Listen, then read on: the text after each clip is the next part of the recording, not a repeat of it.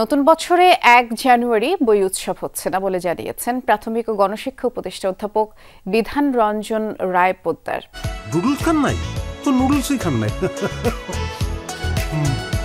খুলনায় বিভাগীয় পর্যায়ে কর্মকর্তাদের সাথে মতবিনিময় শেষে তিনি আরও বলেছেন, প্রতিটি শ্রেণীর বইয়ে কিছু পরিমার্জন ও পরিবর্তন করায় এবছর বই ছাপাতে দেরি হচ্ছে, আর তাই শিক্ষার্থীদের হাতে বই তুলে দিতেও বিলম্ব হবে। তবে জানুয়ারির মধ্যেই শিক্ষার্থীদের মাঝে বই বিতরণ করা যাবে বলেই তিনি আশা করেন।